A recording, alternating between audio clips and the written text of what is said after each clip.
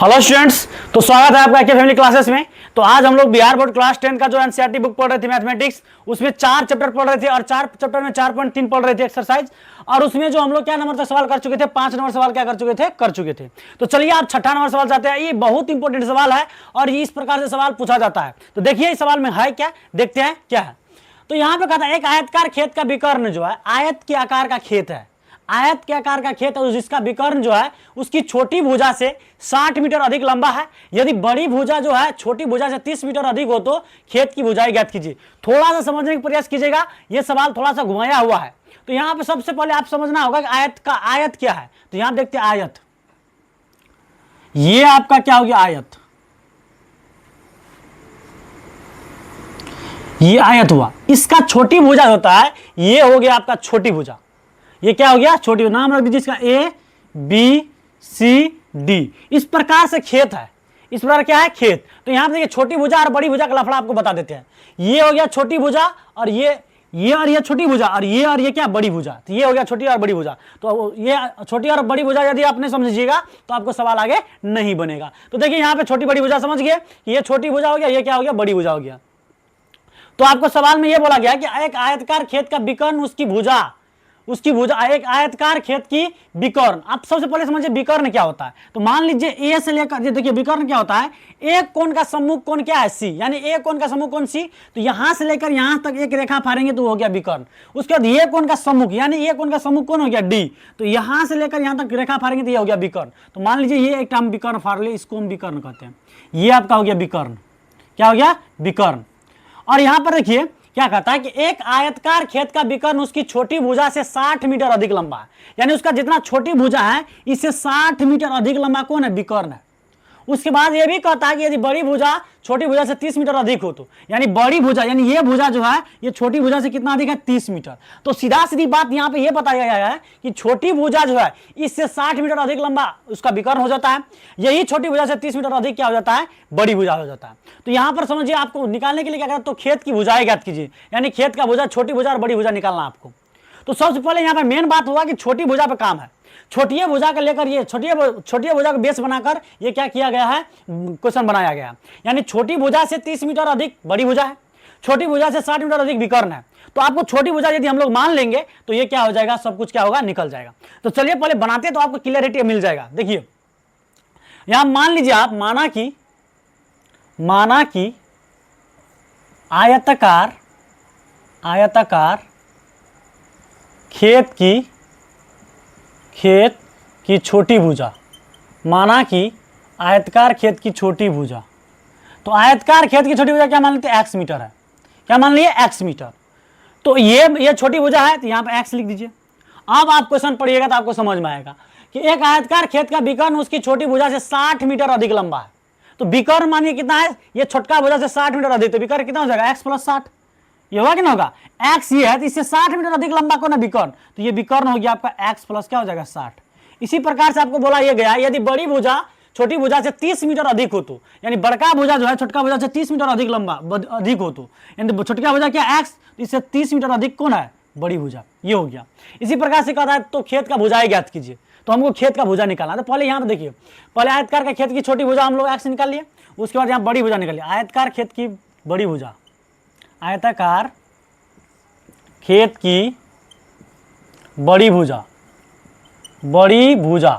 तो बड़ी भुजा कितना अधिक है, तो 30 अधिक है। छोटी भुजा से 30 अधिक, तो x + 30 मीटर हो जाएगा, x + 30 मीटर। इसी प्रकार से यहां पर जो है इसका विकर्ण कितना हो जाएगा, छोटी भुजा से 60 मीटर अधिक, यानी x + 60 हो जाएगा। तो आप लिखेंगे आयताकार खेत की विकर्ण, आयताकार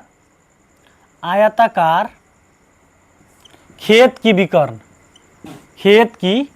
विकर्ण, आयताकार खेत की विकर्ण कितना हो जाएगा x + 60 मीटर। x + 60 क्या हो जाएगा मीटर हो जाएगा। मीटर तो से नहीं बोला गया, लिख दिया हम लोग मीटर। अब समझिए, ये नहीं लिखेगा तो वो चलेगा। अब यहां पर क्या है, अब यहां पर आपको कुछ समझना होगा। देखिए यहां पर होता है 90 डिग्री का कोण, ये कोण क्या होगा 90 डिग्री होगा। तो देखिए ये 90 डिग्री का कोण हुआ तो एक प्रकार से ये त्रिभुज का निर्माण कर रहा है। देखिए ये भुजा और ये भुजा इस प्रकार से त्रिभुज बना रहा है। तो बताइए ये कौन त्रिभुज है, तो ये हो गया आपका समकोण त्रिभुज। कौन त्रिभुज? समकोण त्रिभुज। तो समकोण त्रिभुज का जो है इसका 90 डिग्री के सामने वाला भुजा क्या कहलाता है? कर्ण। यहाँ पर आपको विकर्ण लिखिए दिया गया है। उसके बाद ये क्या कहलाएगा? आधार कहलाएगा। ये क्या कहलाएगा? लंब कहलाएगा। आप त्रिकोणमिति में पढ़े होंगे।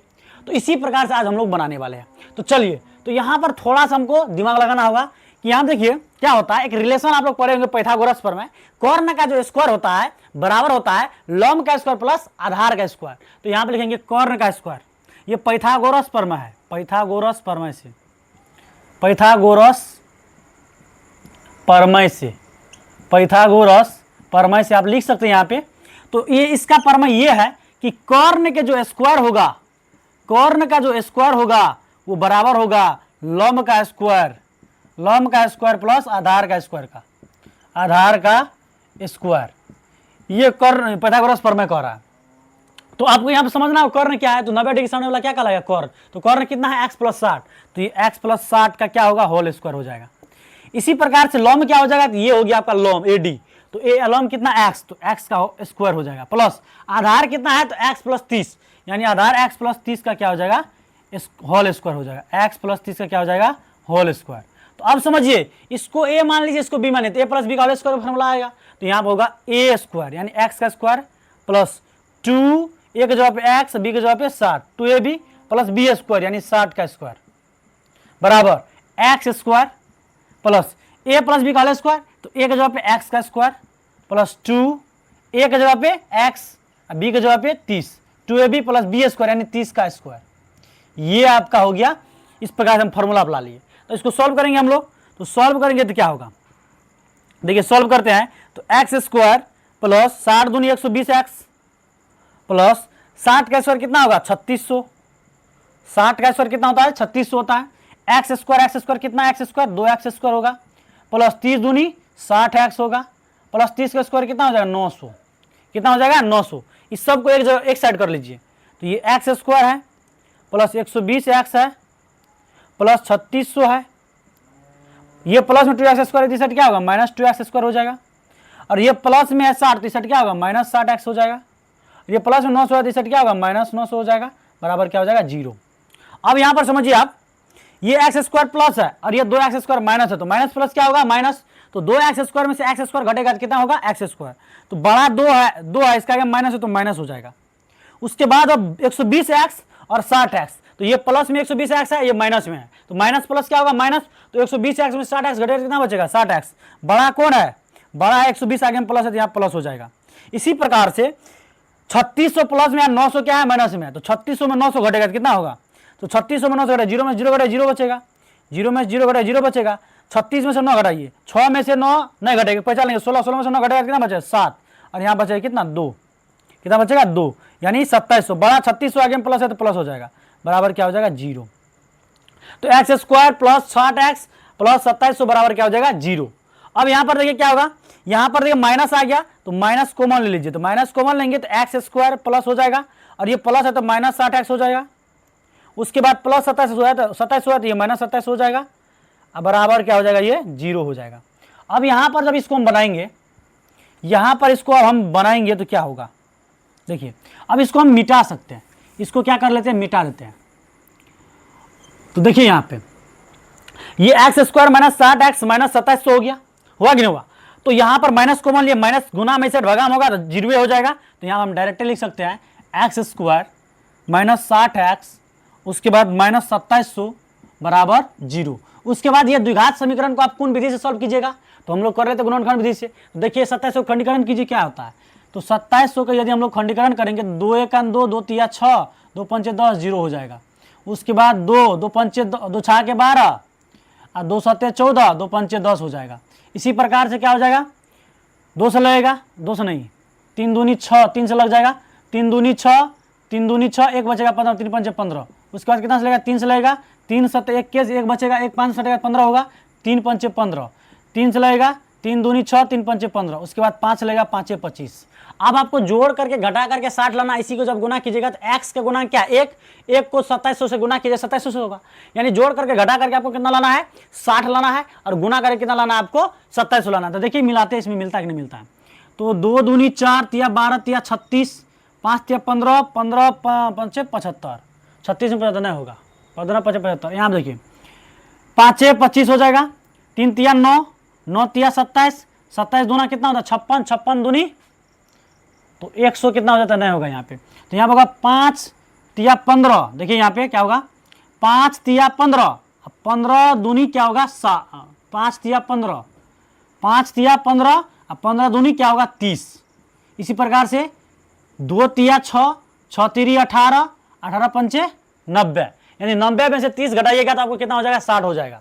देखिए जितना ये गुणनखंड आया है, अब आज गुणनखंड सबको आपको क्या करना होगा, गुना करके आपको इतना पुगाना होगा। तो देखिए 5 तिया 15 दूनी कितना होगा 30, इसके बाद हो गया 2 तिया 6, अच्छा देखिए यहाँ पे फिर से हम बनाते हैं, यहाँ पे सीधा सीधी ये समझिए, यहाँ पर इस प्रकार से आपको अनुमान लग गया होगा क्या होगा एक्स स्क्वायर, यहाँ पर क्या होगा 90 में से आप क्या कीजिए 30 घटाइए, 90 में से 30 घटाइए कितना हो जाएगा 60, उसके बाद एक्स है तो एक्स, तो 90 में से 30 घटाएगा तो 60 हो जाएगा, और 90 30 को यदि गुना कीजिएगा तो 2700 हो जाएगा। देखिए 9 तिया 2700 हो जाएगा, माइनस 2700 बराबर क्या होगा 0।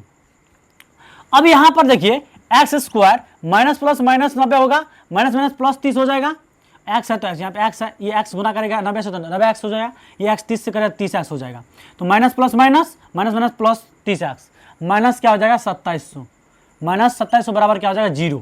अब यहाँ इस दोनों में 2 एक्स कॉमन आएगा, क्या कॉमन आएगा एक्स, तो एक्स कॉमन ले लीजिए, यहाँ पे 2 एक्स है तो यहाँ पे क्या बचेगा 1 एक्स बचेगा, माइनस 90 हो जाएगा, प्लस ई दोनों में जो होगा 30 कॉमन आ जाएगा, क्या कॉमन आएगा 30 कॉमन आएगा, तो x माइनस 30 से भगा कीजिएगा 2700 में तो ये आ जाएगा 90 बराबर क्या हो जाएगा 0।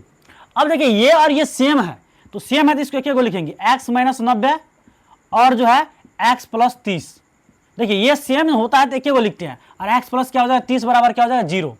अब आपको इसमें या तो करके लिखना होगा, या तो x माइनस 90 को 0 के बराबर कीजिए, तो या तो x माइनस 90 बराबर क्या हो जाएगा 0, इसलिए आ जाएगा x बराबर क्या 90, x माइनस 90 बराबर हो जाएगा 0, तो इसलिए x बराबर क्या हो जाएगा 90।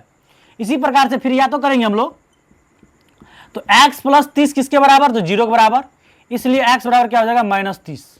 ये आपका जो हुआ x का मान कौन लेना है आपको 90 लेना है, क्योंकि ये माइनस 30 है तो माइनस वाला हमको नहीं लेना है, प्लस वाला लेना है। तो अब यहाँ पर आपको अतः करके लिखना होगा, अतः करके आपको मांगा क्या है कि खेत की भुजाएं, तो खेत की भुजाएं ज्ञात कीजिए, आयतकार खेत की भुजाएं ज्ञात कीजिए, बड़ी भुजा छोटी भुजा होता है, तो माने हम लोग आयतकार खेत की छोटी भुजा, आयताकार खेत की छोटी भुजा, आयताकार खेत की छोटी भुजा हम लोग माने हैं x, तो x का मान कितना लेना है आपको 90, प्लस वाला लेना है तो 90 हो जाएगा। इसी प्रकार से इसका बड़ी भुजा निकालना है, तो आयताकार खेत की बड़ी भुजा, आयताकार खेत की बड़ी भुजा क्या होगा, तो आयताकार खेत की बड़ी भुजा आप क्या माने हैं, तो x प्लस 30, तो x प्लस क्या हो जाएगा 30, तो x का मान 90, 90 में 30 जोड़िए तो कितना हो जाएगा, यदि 90 में हम लोग 30 जोड़ते हैं, 90 में जो हम लोग 30 जोड़ते हैं तो ये हो जाएगा 120, ये आपका क्या हो चुका है आंसर हो चुका है। तो ये एक सवाल काफी इंपॉर्टेंट सवाल है, और ये सवाल पूछा जाता है, और पूछा जाएगा तो आपसे 5 नंबर में पूछा जाएगा। तो इस प्रकार से सवाल आपको उम्मीद है कि बढ़िया तरीका से समझ में आया होगा, पूर्ण तरीका से आप इसको क्या कर लीजिएगा, घर में बना लीजिएगा, और इस प्रकार से आप जो है सवाल को थोड़ा समझ करके बनाइएगा, तो सवाल हम आपको पूर्ण तरीका से समझा दिए। तो इस प्रकार से यदि आप यहाँ तक वीडियो में बने रहे, इसके लिए आपको बहुत बहुत धन्यवाद। जय हिंद।